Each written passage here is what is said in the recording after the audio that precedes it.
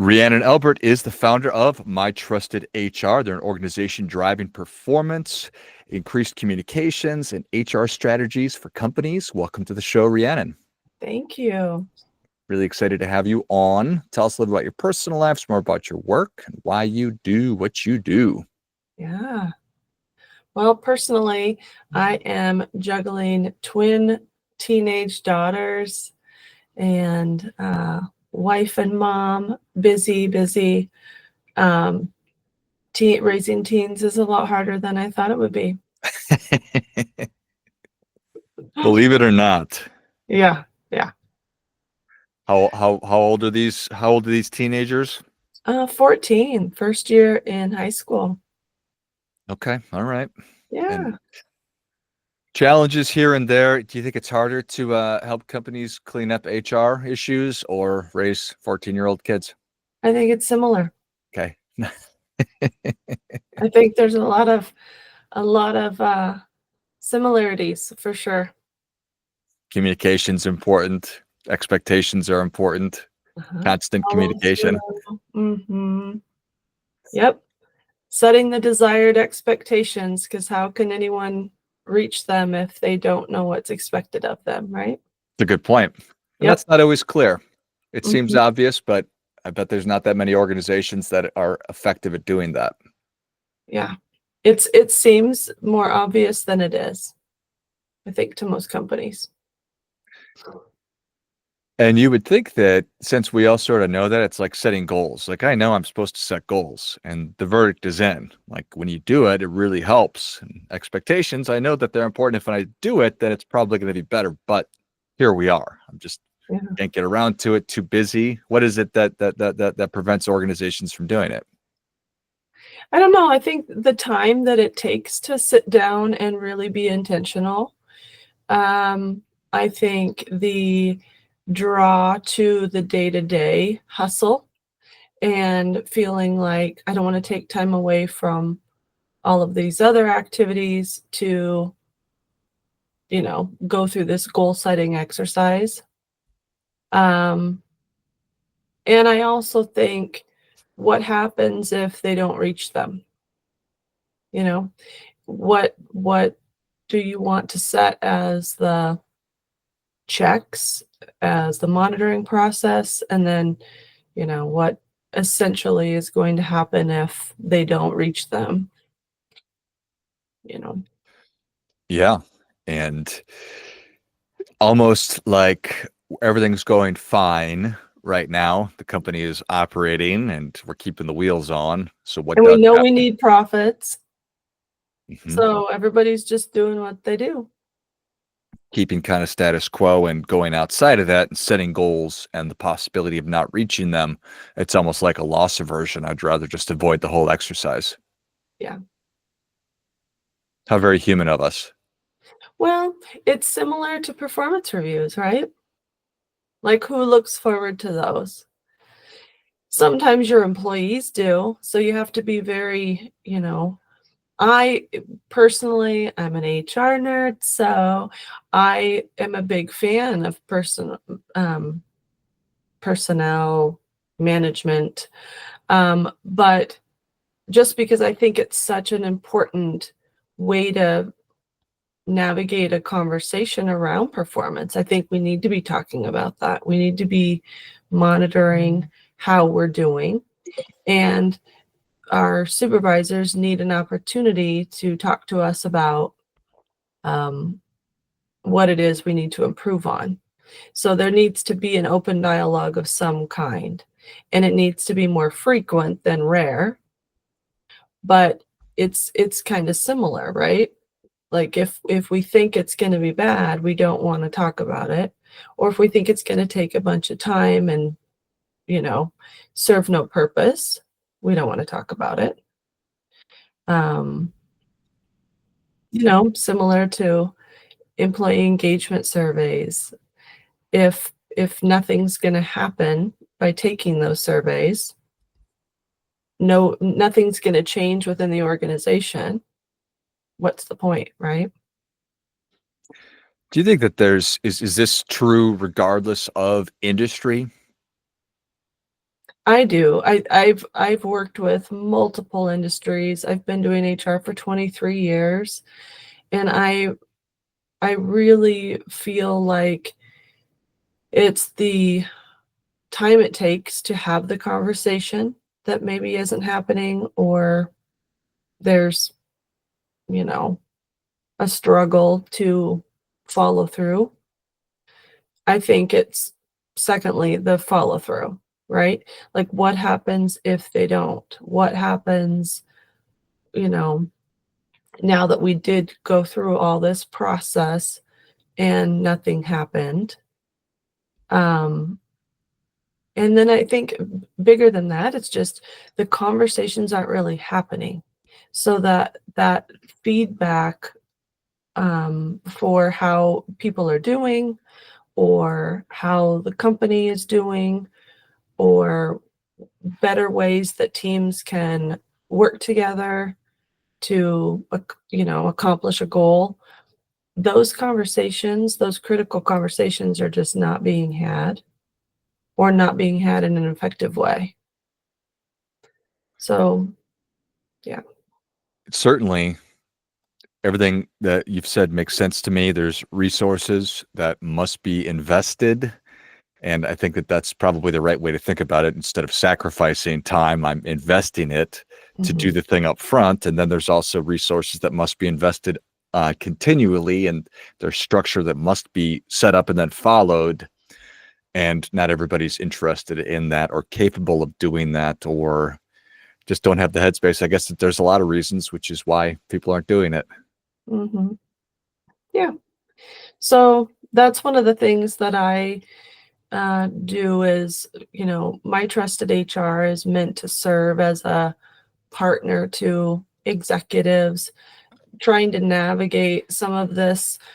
Um, a lot of times they don't see um, what someone on the outside, um, it's a little easier to see when you're not caught up in the day to day, and you have a little bit of an additional perspective.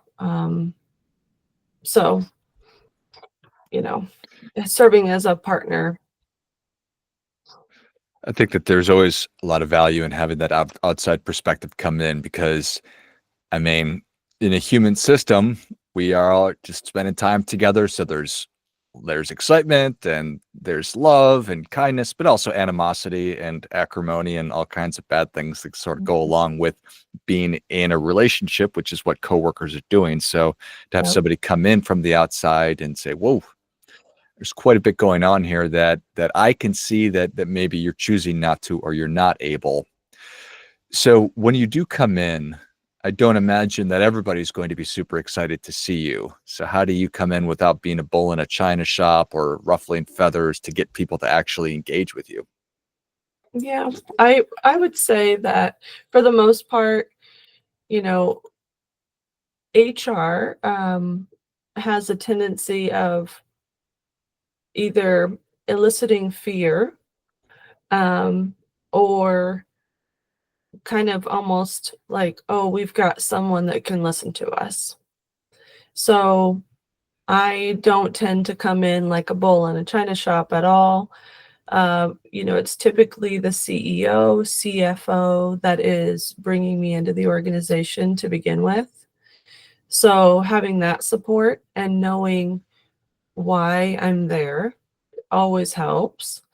Um, but it doesn't necessarily mean that everyone who witnesses me within the organization understands that. So the big thing is that I am always just trying to drive positive change. Um, if I can do that by merely coming in and being a sounding board to because they know that I am a trusted out and have that outside perspective, a lot of times they'll come to me with their concerns, and it's really great to understand from all these different angles how changes going on within the executive leadership team are affecting everybody else. So, I think that piece is critical, just because it does give that insight. And it's, true that some leaders struggle with what is that truth, because what the information that's coming to them, and it's not malicious, I don't think, but the information that's coming to them has already been filtered a lot of times. So something that someone like myself can do is, get all of the information, and then with our years of experience, filter that down to what's really going on in the organization. And so much of it is the decisions or the actions that leadership is taking, the the different levels throughout the organization are interpreting that to mean X, Y, and Z. So my favorite quote, and it's on my wall, but you probably can't read it, is what you permit, you promote, what you allow, you encourage, and what you condone, you own. And so much of it, sometimes leaders don't realize that the decisions that they're making have far greater impact to, who they're promoting, can send a very clear message to everybody else of what kind of behaviors are, acceptable or even recommended. And it can create a huge change, a huge ripple throughout the organization. So, um, it's oftentimes the little things, and, you know, or big company decisions that have kind of derailed us or sent us off of a track that we, you know, didn't mean to hop off of. So, Yeah, I think that's I love that. What you condone, you own. What you allow, you encourage. What was the first one? What you permit. what you permit, you promote. I think that we all can hear that and then look to experiences we've had in the past or at our current organization, be like, yeah, that's absolutely true. And because it is the way that it is, it oftentimes does require shakeup is the wrong term, but somebody to come in like yourself and to say, okay, here's what I'm here to do. I'm not here to fire everybody or get anybody into trouble. I'm here to help your organization and you as an individual contributor or CEO get what you want. Hmm. Exactly. And just help drive, positive change. Just nobody intends to come to work every day to do a bad job. They want to do a great job. And, it requires really good communication. Like we mentioned in the very beginning, setting really clear expectations about what we're trying to accomplish. And then that really strong follow through of, okay, where are we at? Are we on track? What are we going to do if we're not on track? And just get the ship sailing in the right direction again. I certainly see the opportunity within probably a lot of different organizations, if not all of them, to be able to have somebody come in and do what we've described. And I also see when a law changes, just companies that are out of compliance, so they need, for lack of a better term, a project worked on. Does it break down kind of like that, or is there a certain kind of engagement you usually have? A little bit of everything. Yeah. So my specialty is coming in and being an interim HR leader. So this can happen when a company finds themselves suddenly without HR leadership, or maybe they, are experiencing somebody out on maternity leave, they had to go through a termination, or somebody resigns and they've got a gap.